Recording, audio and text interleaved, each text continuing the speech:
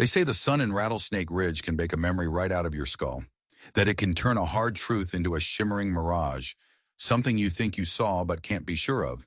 That's what they say. It's a convenient lie folks tell themselves so they can sleep at night. But I remember. I remember everything about that day. The heat wasn't just in the air, it was in the silence. The kind of thick, heavy silence that comes before a storm or a hanging. And in the middle of that silence, in the dusty auction yard where they usually sold off cattle and busted wagons, they were selling a person, a girl. She couldn't have been more than 20. They had a rough burlap sack pulled down over her head, tied at the neck with a piece of greasy rope. You couldn't see her face, couldn't see her eyes. All you could see was the slight tremble in her shoulders and the way her hands were bound tight in front of her. The crowd gathered around, not in a mob, but slow and quiet, like buzzards circling something they know is about to die. They weren't angry. They weren't happy. They were just watching, like it was a show, a Sunday spectacle. The auctioneer, a fat man named Barrows with sweat stains mapping his shirt, didn't even raise his voice. He didn't have to. No crime on her name, he said, his voice flat and bored. Just unclaimed. Property of the county, by Mallister's decree. He spat a wad of tobacco juice near her bare feet. The dust sizzled. Nobody flinched. Nobody spoke up. This was Rattlesnake Ridge. And in Rattlesnake Ridge, the name Mallister was law, God, and the devil all rolled into one. If Mallister said the sky was green, you started looking for four-leaf clovers. If he said a person was property, you just nodded and waited for the price. The girl didn't scream. She didn't beg or cry. That was the most chilling part, the absolute stillness of her. It was like she'd already screamed her lungs out somewhere far away from here and had learned the hard lesson that it didn't do a lick of good. All it did was make them smile. Barrows raised his gavel. Let's start the bidding at $20. Silence. The sun beat down. A dog barked somewhere in the distance. The world held its breath. The gavel was about to fall. The sound of it would have been just another nail in the coffin of this town's soul. And then a voice cut through the heat. She's my wife. It wasn't loud. It was low and steady, like thunder rolling in from far-off mountains. But it hit that crowd like a physical blow. Every head snapped around, 100 pairs of eyes turning as one. He walked through the parted crowd like he was walking on his own land. He wasn't a big man, not in the way a brawler is big, but he took up all the space in the yard. He wore a coat that had seen too much sun and a hat that shadowed his face. All you could really make out was a hard jaw and eyes that didn't seem to blink. A long, faded scar ran across the back of his right hand, a white line against sun-darkened skin. Cole Harding. He was about 40, lived alone in a cabin up on the ridge, and kept to himself. Nobody knew where he came from, and nobody was dumb enough to ask. He was a ghost, a whisper, a man who existed on the edges of their world. Until now. He didn't stop until he was standing right in front of the auction block, his boots just inches from the girl's feet. He looked at Barrows, and for the first time all day, the fat auctioneer seemed to shrink. You heard me, Cole said, his voice just as calm, just as final. She's my wife. There's been a mistake. Barrows licked his dry lips. He glanced over his shoulder, a nervous tick, looking for someone who wasn't there.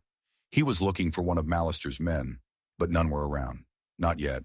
Now, Cole, Barrows stammered, trying to find his footing. You know the rules. Mallister's decree. Cole took one more step forward. He didn't raise his hands. He didn't make a threat. He just looked at Barrows. And in that look, you could see a promise of things so terrible, they didn't need to be spoken aloud. The crowd didn't cheer. They didn't gasp. They just stood there, frozen. Because even in a place as broken as Rattlesnake Ridge, even the cruelest among them understood what they were seeing. They were seeing a line being drawn in the dirt. Cole reached up, his movements slow and deliberate. He untied the rope around the girl's neck and pulled the sack from her head. Her hair was a mess of tangled brown, and her face was streaked with dirt and tears that had long since dried. But her eyes were clear. They were the color of a stormy sky, and they were fixed on Cole. Not with gratitude, not with hope, but with a deep, unnerving confusion, as if he were the last person in the world she ever expected to see. He didn't smile at her. He just gave a slight nod, then took her by the arm. He turned and started walking away, right back through the crowd that parted for him like the Red Sea. They walked out of that auction yard, leaving behind a fat, sputtering auctioneer and a town full of silent ghosts. They looked like two people who had just won a war, except neither of them looked like a winner. She, the girl they would come to know as Ellie, walked with her chin held high, but her eyes darted left and right, scanning every shadow, every rooftop, looking for the thing that was surely coming for her. And Cole just walked, a slow, steady pace, his hand never far from the worn grip of the pistol on his hip. Like he knew what was coming, too, and he was ready for it. The road to Cole's cabin wasn't a road at all. It was more like a suggestion, a faint trail that snaked up into the rocky hills overlooking the town. The silence between them was different now. It wasn't the heavy, waiting silence of the auction yard. It was a sharp, brittle silence, stretched so tight you felt it might snap. Every crunch of Cole's boots on the gravel sounded like a gunshot. The wind whispered through the sagebrush, sounding like hushed, angry voices. Ellie kept glancing over her shoulder, her body coiled like a spring. She was expecting the thunder of hooves, the crack of a rifle. But nothing came. The town of Rattlesnake Ridge just sat below them, simmering in the heat, watching them go. Cole didn't look back once. He just kept climbing, his pace unchanging.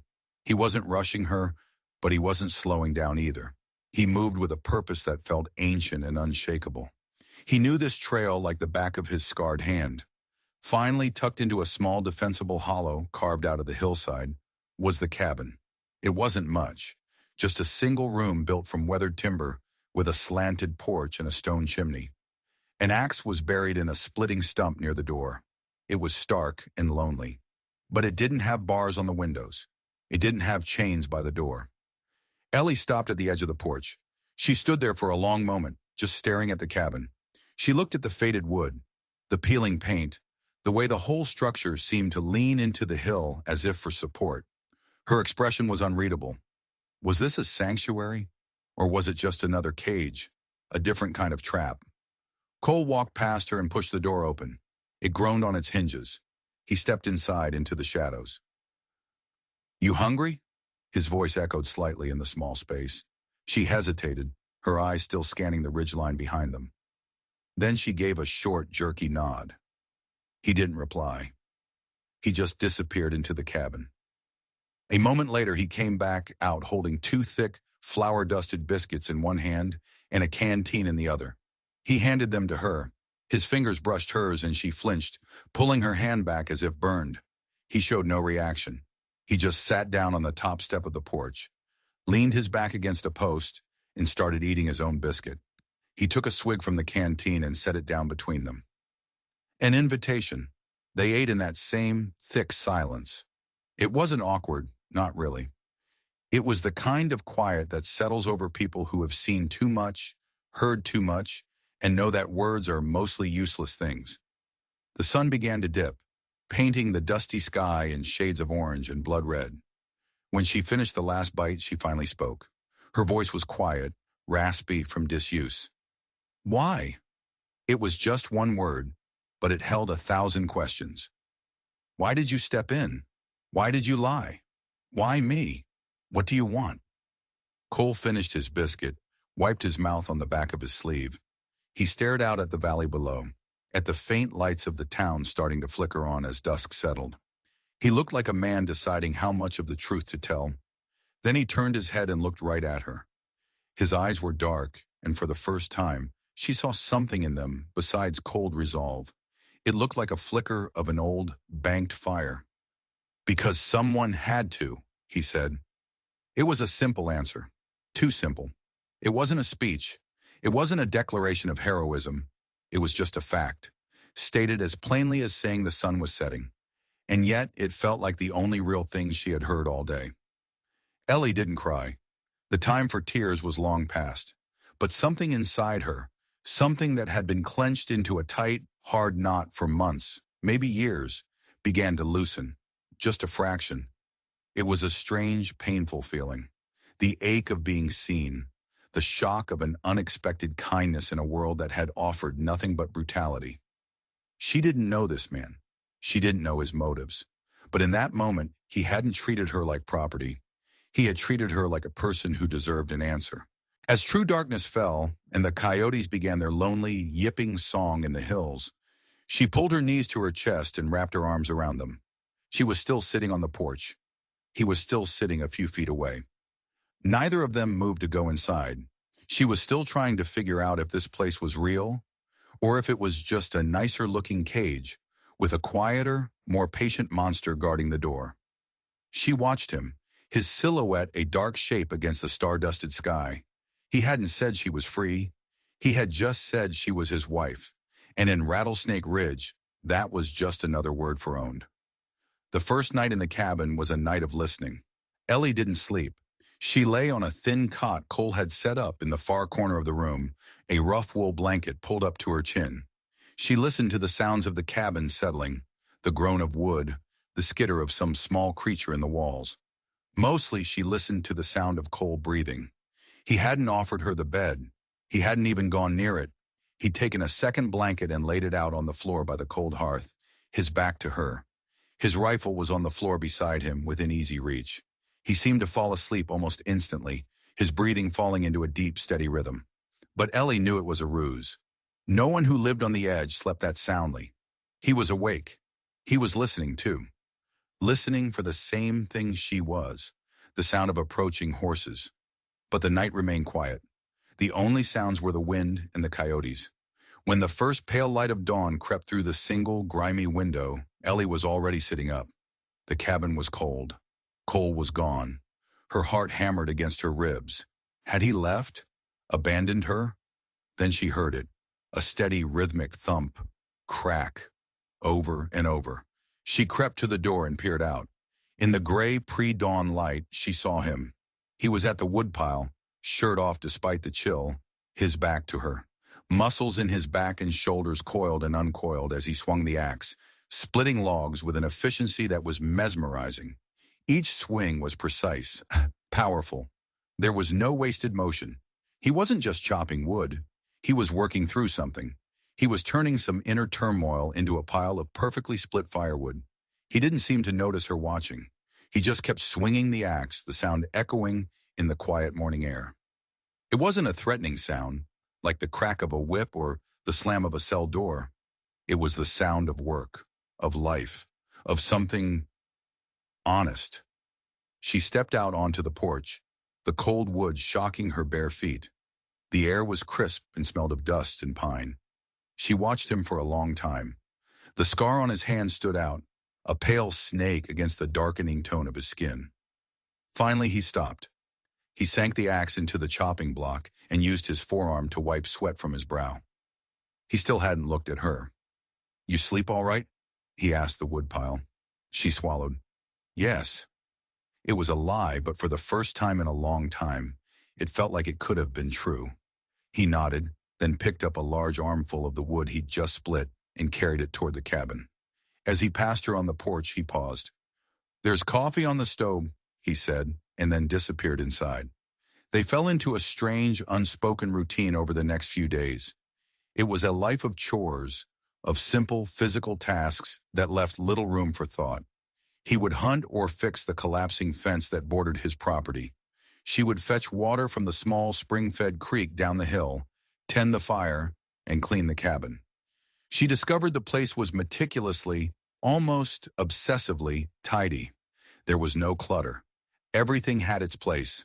One tin cup, one tin plate, one fork, one spoon.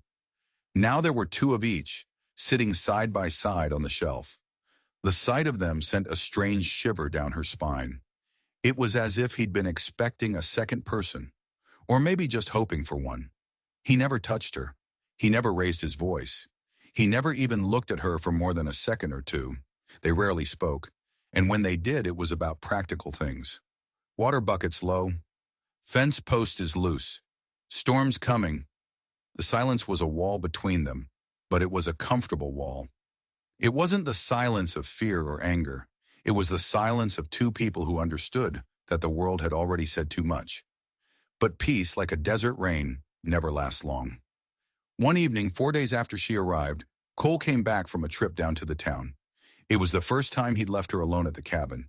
She'd spent the entire day on edge, watching the trail, the axe leaning against the porch rail near her hand. He rode in at dusk, his face grim. He dismounted, and without a word, he strode past her into the cabin. He dropped a sack of supplies on the table with a heavy thud. Then he tossed a small, crumpled piece of paper down next to it. Ellie stared at it. It was a scrap of brown wrapping paper. Scrawled on it in thick black ink were 4 words. Mallister sent a man. Her breath hitched in her throat. The name hung in the air like poison. She didn't know who Mallister was. Not really. She just knew he was the reason she'd been on that auction block. He was the shadow that loomed over this entire godforsaken territory. He was asking about the girl, Cole said, his back to her. He was standing at the window, staring out into the gathering darkness. The one with the stormy eyes. Ellie felt a cold dread seep into her bones. They hadn't just been watching. They had been paying attention. They had seen her face. "You know him?" she whispered. Cole didn't answer right away. He just kept staring out that window, his body rigid. She could see the muscles in his jaw clenching and unclenching. He was watching the trail, expecting company. "I know him," he finally said, his voice a low growl. "And he knows me." That was when she noticed it. The rifle rack on the wall, the one that held 2 long rifles, now only held one. He had taken the other one with him, but he hadn't brought it back. She looked from the empty spot on the rack to the hard line of his back. A new, terrifying thought bloomed in her mind. Cole hadn't just gone to town for supplies. He had gone to town expecting trouble. He had gone looking for it. And the man Mallister sent asking questions? He probably wasn't asking them anymore. The man from Mallister didn't come that night, or the next. The waiting was its own kind of torture. Every gust of wind sounded like hoofbeats. Every shadow seemed to hold a man with a gun. The quiet rhythm they had found was gone, replaced by a tense, humming vigilance. Cole didn't talk about what happened in town. He didn't have to. The truth was there in the way he cleaned his remaining rifle every night, the way he never sat with his back to the door, the way his eyes constantly scanned the horizon.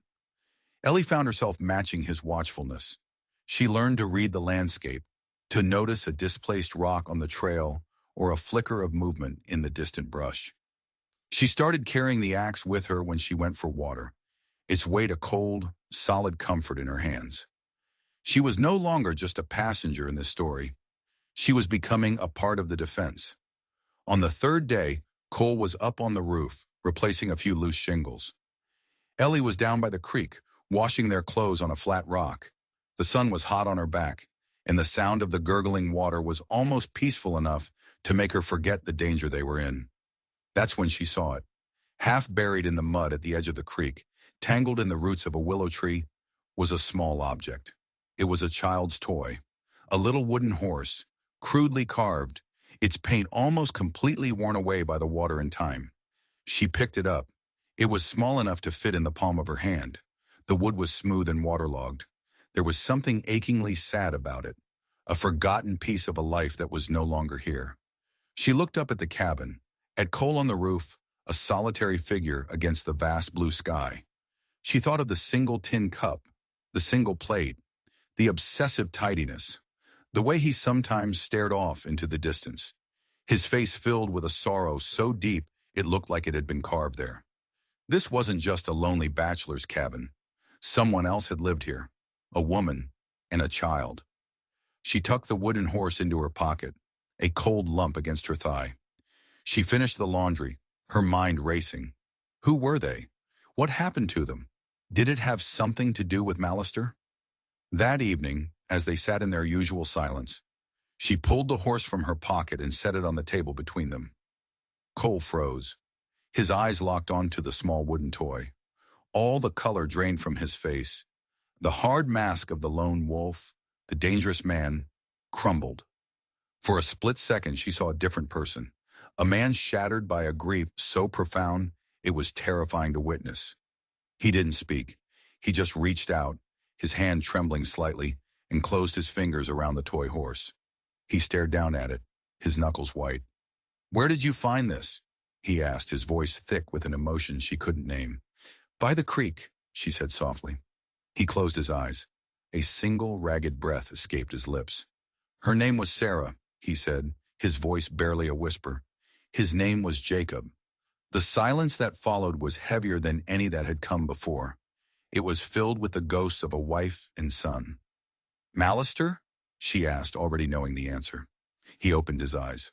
They were blazing with a cold, pure hatred that made her shiver. "This land was ours. Sarah's family had it for generations. But Mallister wanted the water rights to the creek. Said the county had a claim. He offered to buy it. I told him to go to hell."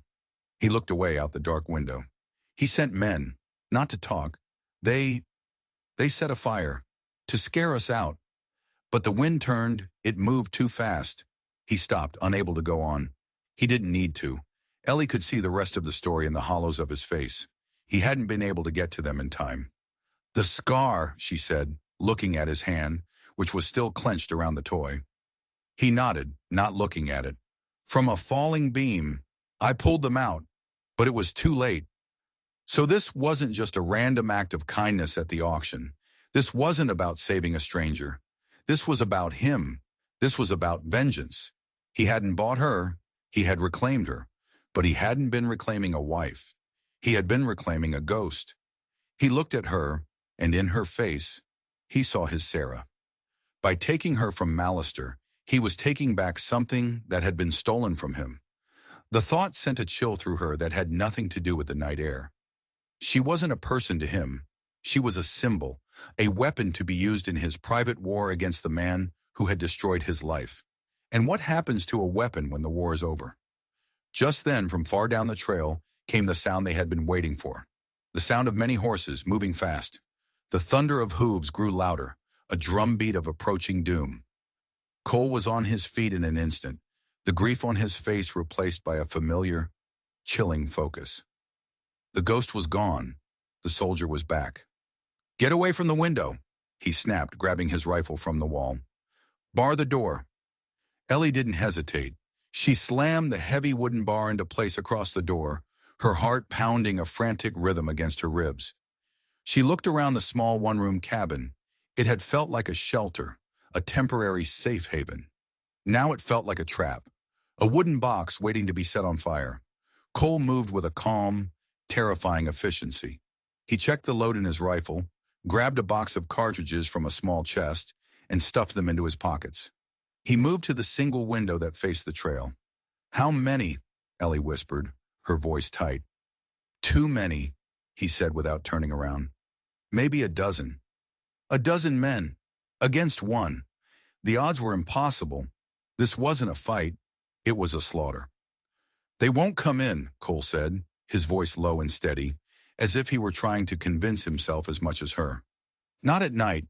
They'll surround the cabin, wait for dawn, try to flush us out." Ellie's mind raced. Fire. He'd said Mallister used fire before. She looked at the dry timber walls of the cabin, at the thatched roof. It would go up like a torch. "There's a root cellar," Cole said, seeming to read her mind. He pointed with the barrel of his rifle to a trap door in the floor she hadn't noticed, hidden under a bearskin rug. "The walls are stone. It'll keep the fire out for a while, if it comes to that." "If it comes to that," the words hung in the air. Outside, the horses stopped. There were shouts, the jingle of harnesses, the nervous snort of a horse. They were taking up positions surrounding the cabin. The siege had begun. Ellie crept to the wall, pressing her ear against the wood. She could hear them talking, their voices muffled but clear enough. "Harding, we know you're in there," a voice boomed. It was a coarse, ugly sound. "Mallister wants his property back. Send the girl out, and he might let you live." Cole let out a short, harsh laugh. It was a sound with no humor in it. "He's lying," he said quietly. "He won't let either of us live. Not after what happened in town." "What did happen in town?" Ellie asked, her eyes fixed on his back. He was silent for a moment. "The man he sent, he wasn't just asking questions. He was a cousin of the sheriff. He cornered me in the alley behind the saloon. Said Mallister wanted a message sent. He drew on me. And? Ellie pressed, her throat dry. Cole finally turned to look at her. His face was a mask of stone in the dim lantern light. I was faster. So that was it. He hadn't just defied Mallister. He had killed one of his men. A lawman's cousin, no less. This wasn't about her anymore. Not really. This was about Cole. He had declared war, and now Mallister had come to finish it. She was just caught in the middle, the excuse for the whole bloody affair. You should have left me there, she whispered, the words tasting like ash in her mouth. At the auction, you would have been safe. No, he said, his voice flat. I haven't been safe for 5 years, not since the fire. This was always coming. You just made it come sooner. His honesty was brutal. He wasn't her savior. He was a man on a suicide mission, and he had just dragged her along with him. The flicker of hope she had allowed herself to feel, the fragile sense of safety, it all turned to dust. This wasn't a sanctuary. It was his tomb, and he was going to make it hers too. Outside, the voice called out again, closer this time. You've got till sunrise, Harding. Then we're burning you out. Both of you. Cole raised his rifle and peered through a small crack in the wall. The moonlight outside illuminated the clearing. Men were moving, taking cover behind rocks and trees. They were settling in for the night. He turned back to Ellie. In the cellar, he said, his voice leaving no room for argument. Now. She looked at the trap door, then back at him.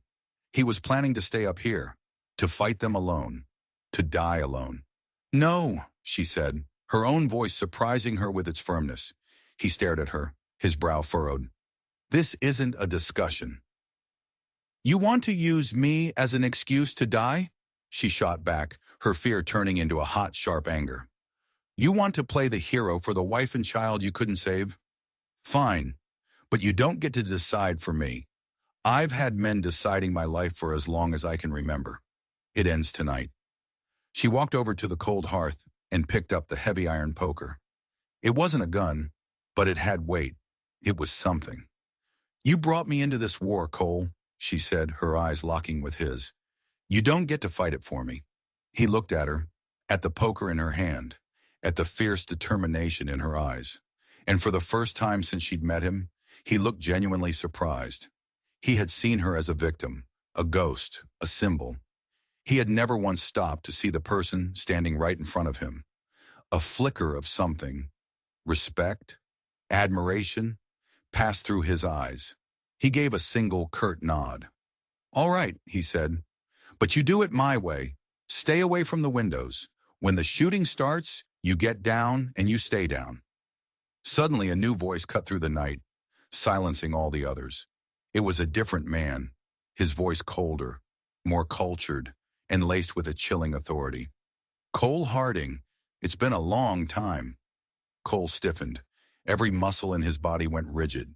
He pressed himself against the wall, peering out the crack. Mallister, he breathed, the name a curse. He's here. The night dragged on, each second stretching into an eternity. Mallister didn't speak again.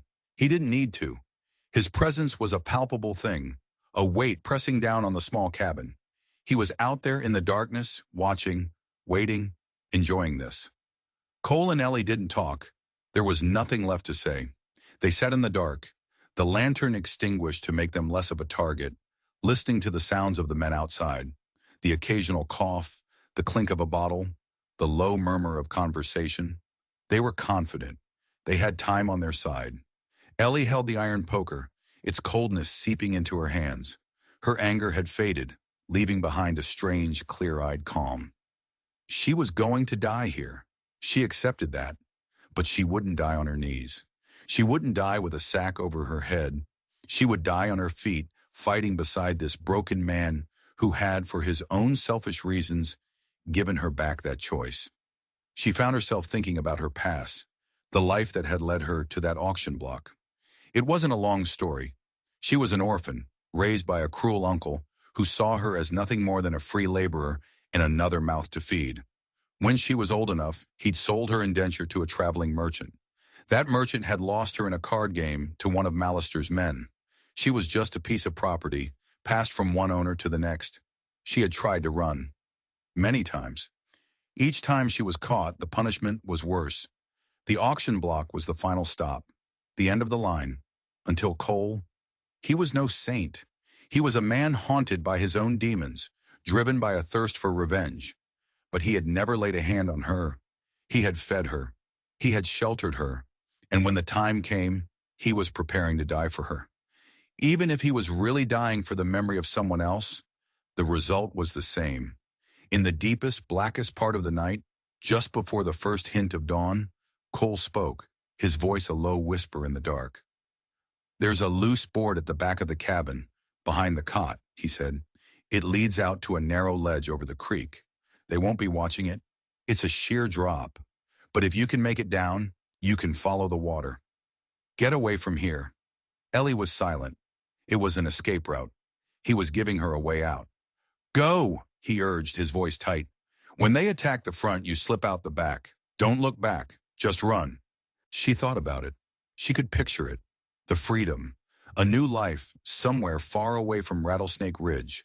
A life where no one knew her name. But she also pictured him, alone in this cabin. Pictured the fire, the bullets tearing through the thin wooden walls. Pictured him dying for a ghost, while the real, living person he had saved ran away like a coward. "No," she said, her voice quiet but firm. "I'm not leaving you." "Don't be a fool," he hissed. "This isn't your fight." "You made it my fight when you called me your wife," she shot back. "You don't get to take that back now." Before he could argue, the world outside exploded. It wasn't gunfire. It was a roar, a deep guttural sound that shook the very foundations of the cabin. It was followed by a bright, searing flash of light that illuminated the clearing in a hellish orange glow. Ellie scrambled to the peephole in the wall. What she saw made her blood run cold. One of Mallister's men was on the ground, screaming. No, not screaming. He was on fire. A crude torch, one they had likely intended for the cabin, lay beside him. But that wasn't what was truly horrifying. Standing over him was a massive shape, a grizzly bear, bigger than any she had ever seen or imagined. It rose up on its hind legs, its fur matted and scarred, its eyes gleaming with a primal fury in the firelight. It let out another roar that vibrated in Ellie's bones. The other men were in chaos. They were firing their pistols at the beast, but the bullets seemed to have no effect. The bear swatted one man aside like a rag doll, his body flying through the air and landing with a sickening crunch. The horses were screaming, rearing up, breaking free from their tethers, and bolting into the darkness. "What in God's name?"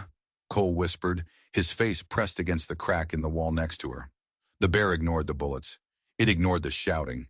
It moved with a terrifying purpose, charging through the scattered men, bowling them over, slashing with claws the size of daggers.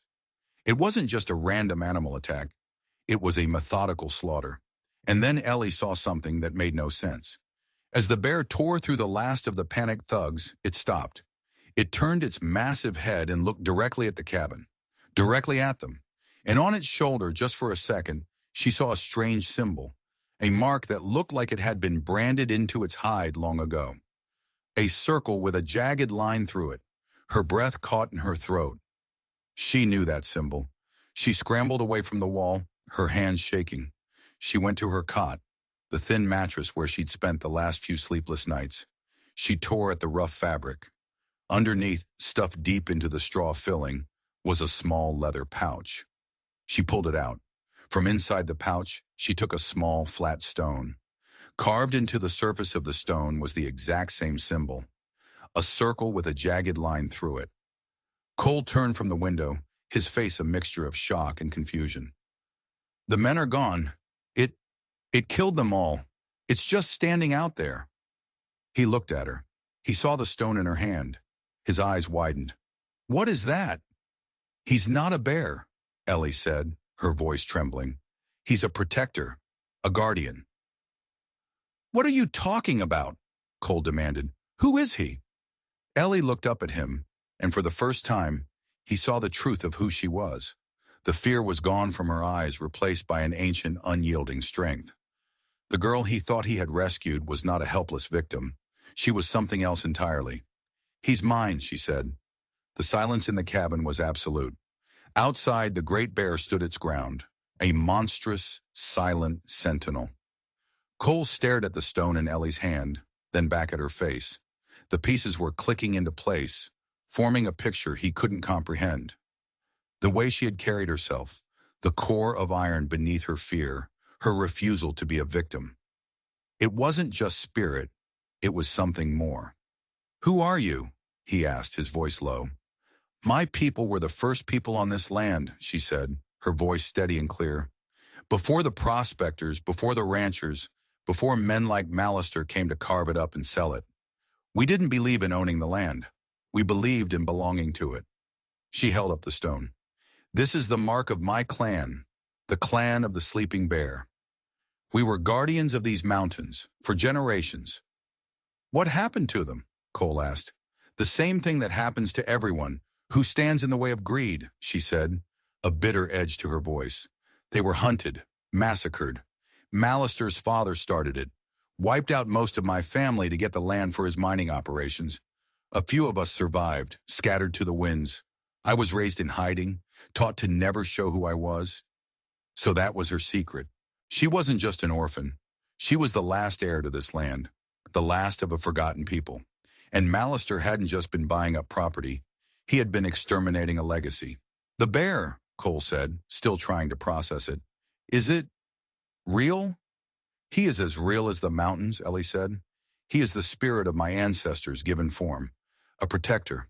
He only comes when the last of the bloodline is in mortal danger." She looked down at the stone. "My uncle gave this to me before he died. He said to never use it unless all hope was lost. That calling on the guardian would come at a great price." Outside, another sound broke the stillness. A single rider, approaching slowly, not running, not afraid. Cole moved back to the peephole. "It's Mallister, the man himself." He rode into the clearing on a magnificent black horse, stopping a safe distance from the bear. He surveyed the carnage, the mangled bodies of his men, the lingering smell of blood and fear, with an unnerving calm. He looked at the bear, then his gaze shifted to the cabin. "I should have known," Mallister called out, his voice carrying easily in the quiet dawn. "I thought we had burned all of you out years ago. It seems one of the rats survived." He was looking at the cabin, but he was talking to Ellie. "The girl is of no consequence, Harding," Mallister shouted. "She is the last of a pestilence I have spent my life eradicating. This is my valley, my town. Send her out, and I will give you a horse and a day's head start. You have my word." Cole looked at Ellie. Her face was set like flint. The frightened girl he had pulled from the auction block was gone forever. In her place was a queen whose kingdom had been stolen. "It was never about the water rights, was it?" Cole said to her softly. "No," she said. "The creek is sacred to my people." He knew that. Destroying it wasn't just about business. It was about erasing us completely. My family was the last thing standing between him and total ownership of this entire valley. He didn't just want the land, he wanted its soul. Cole looked out at Mallister, then at the massive bear that stood between them. He thought of his wife, Sarah, his son, Jacob. They had been murdered for this same patch of dirt, this same creek. He had thought he was fighting a war of revenge. He had been wrong. He had stumbled into a war that was much older, much deeper, and he had, by pure chance, taken the side of the land's rightful heir. "He's not going to stop," Cole said. "Even if the bear kills him, the town, the law, they all belong to him. They'll hunt you to the ends of the earth." "I know," Ellie said. "I am not running anymore." She walked to the door and without a moment's hesitation, lifted the heavy bar. She pushed the door open and stepped out onto the porch, into the pale morning light. The great bear turned its head slightly, acknowledging her. Mallister's cold eyes widened in surprise, then narrowed into slits of pure hatred. "So the little rabbit comes out of her hole," he sneered, his hand dropping to the ornate silver pistol at his hip. Cole stepped out behind her, his rifle held ready. "This ends today, Mallister," he said. Mallister laughed, a dry, rattling sound. "Indeed it does, Harding, but it ends with my boot on your throat and her body hanging from a tree." He drew his pistol with lightning speed, but he didn't aim at Cole. And he didn't aim at Ellie. He aimed at the bear. The silver pistol bucked in Mallister's hand, the shot echoing like a crack of doom across the valley. The bullet, unnaturally fast and glowing, with a faint, sick light, struck the great bear in the chest. The beast roared, a sound of pure agony this time, and staggered back. It didn't fall, but a dark, steaming wound appeared in its thick hide. Silver, Cole breathed, understanding instantly. The bullet is silver. Mallister laughed again, a triumphant, crazed sound. My father hunted more than just savages in these hills, Harding.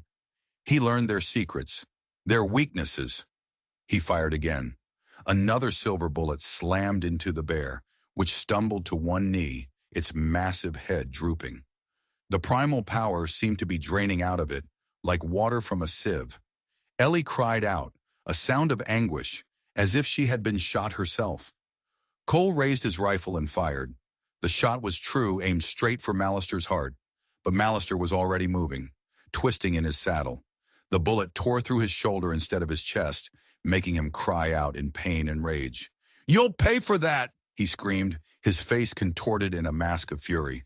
He spurred his horse, not at Cole, but directly at Ellie. He was going to ride her down, trample her under his horse's hooves. Cole tried to reload, but his hands were clumsy, the cartridges slipping through his fingers. He was too slow. Ellie stood her ground on the porch. She didn't scream. She didn't run. She just watched him come, her face a calm mask of defiance. The poker was still in her hand. The horse was almost upon her. The world seemed to slow down. The pounding hooves, the crazed look in Mallister's eyes, the cold iron in her hand. Suddenly, a blur of motion came from the side. The bear, wounded and bleeding, lunged forward with the last of its strength. It didn't have the power to stand, but it had enough to throw itself into the path of the charging horse. The horse screamed in terror as it collided with the mountain of fur and muscle. The impact was catastrophic. Horse and rider went down in a tangle of flailing limbs. Mallister was thrown from the saddle, his silver pistol flying from his grasp and skittering across the dusty ground. He landed hard, his leg bending at an unnatural angle with a sickening snap. He screamed in agony, clutching his shattered bone. The great bear lay on its side, its breathing shallow and ragged. A faint shimmer seemed to surround it, its massive form flickering, becoming translucent. The guardian was dying. Its time was over. Ellie didn't hesitate. She leaped off the porch and ran, not to the wounded bear, but to Mallister's fallen pistol. She snatched it from the dirt. Cole finally managed to reload his rifle and rushed to her side. They stood over Mallister, who was writhing on the ground, his face pale with pain and shock. He looked up at them, at Ellie holding his own silver gun, at Cole aiming a rifle at his head. The arrogance was gone from his eyes, replaced by a desperate, pleading fear. "Wait!" he gasped. "Well, we can make a deal. The town, it can be yours. I have gold. More than you can imagine." Ellie looked at him, her stormy eyes as cold and hard as the stone in her pocket. She looked at the bodies of his men. She looked at the dying guardian, the last vestige of her people's magic fading from the world. She looked at the cabin, where the ghosts of another family murdered by this man's greed still lingered. She thought of the auction block, the burlap sack, the casual cruelty of a world he had built. "My people don't make deals with monsters," she said. She raised the pistol, but she didn't point it at his head. She pointed it at his other leg. The shot was deafening in the morning quiet. Mallister shrieked, a high, thin sound of pure agony. "That," Ellie said, her voice devoid of all emotion, "was for my family." She aimed again, this time at his uninjured arm. Another shot rang out, another scream. "That was for Sarah and Jacob," she said, glancing at Cole, who watched her with a look of awe. She leveled the gun one last time, aiming it directly at his chest. Mallister's eyes were wide with terror, tears and sweat carving paths through the grime on his face. "And this," she said softly, "is for me." But before she could pull the trigger, Cole put his hand on her arm. "No," he said, his voice gentle. "Not like this." She looked at him, her eyes flashing with fury. "He deserves to die." "He does," Cole agreed, "but his death won't bring anyone back. His life, though." A new, cold understanding dawned in Ellie's eyes. She lowered the gun. The town of Rattlesnake Ridge had a new story to tell. They didn't kill Mallister. They did something far worse. They brought him back. Cole and Ellie hauled him, screaming and begging, down the mountain and threw him in the center of the town he had once owned. They left him there, with his two shattered limbs and a story that was impossible to deny, written in the blood on his clothes and the terror in his eyes. They told the people everything, about the land, about Ellie's people, about the fire that killed Cole's family. They told them how Mallister's greed had poisoned their valley for 2 generations. At first, the townsfolk were silent, afraid. They were used to living under Mallister's thumb. But then the sheriff, the cousin of the man Cole had killed, tried to arrest them. And for the first time, the people of Rattlesnake Ridge pushed back. They formed a wall of bodies around Cole and Ellie and told the sheriff that if he wanted them, he'd have to go through the entire town. The fear that had held them captive for so long had finally been broken by a truth more powerful. Mallister lived out the rest of his pathetic days as a crippled beggar, shunned by the very people he had once terrorized. Every day he was a living reminder of his own evil, a fate far more punishing than a quick death. Cole and Ellie returned to the cabin on the ridge. The body of the great bear was gone. All that remained was a patch of flattened earth and a lingering sense of peace. The guardian was at rest. They never got married. They didn't need a piece of paper or a preacher's words to define what they were. They were survivors. They were partners. They were the guardians of the valley now. Slowly, things began to change. People started referring to the area not as Rattlesnake Ridge, but as Harding's Valley, or sometimes, when they spoke in hushed, respectful tones, as Ellie's Ridge. They rebuilt Cole's fence. They planted a garden. And one day, a young girl, an orphan running from an abusive situation in a town down south, found her way to their cabin. Ellie didn't hesitate. She took her in. Then another family, cheated out of their land, found their way there. The single cabin became a home. Then it became a homestead. It became a sanctuary for the lost and the broken, a place where people weren't judged by what they had, but by who they were. A place built on the idea that some things, like a person's life and dignity, should never be for sale. It turns out, you can't kill a legacy. You can't burn it out or bury it. It just sleeps, waiting for someone with enough courage to come along and wake it back up. The story of Cole and Ellie became a legend in those parts. A story about a quiet man with a scarred hand and a girl with stormy eyes who drew a line in the dirt and reminded a whole town what it meant to be human. It's a story that asks a simple question. When you see an injustice, a wrongness so profound it chills your soul, do you turn away? Do you tell yourself it's not your fight? Or do you find that voice inside you, the one that's been quiet for too long, and speak a truth that needs to be heard? What would you have done on that hot, dusty day at the auction? If this story made you feel something, if it stirred that little bit of fight that lives in all of us, then do me a favor and hit that like button. And if you want to hear more stories about the moments that define us and the ordinary people who do extraordinary things, make sure you subscribe and ring that notification bell, because there are a million stories buried in the dust out here, just waiting to be told. Thanks for listening.